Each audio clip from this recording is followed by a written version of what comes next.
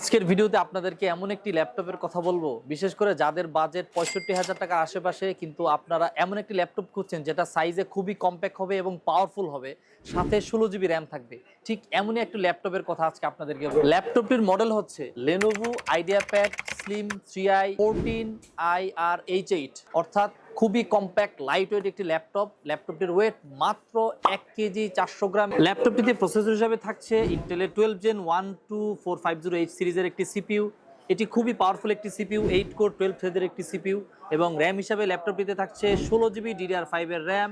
Storage হিসাবে থাকছে 512 Gen 4 NVMe SSD।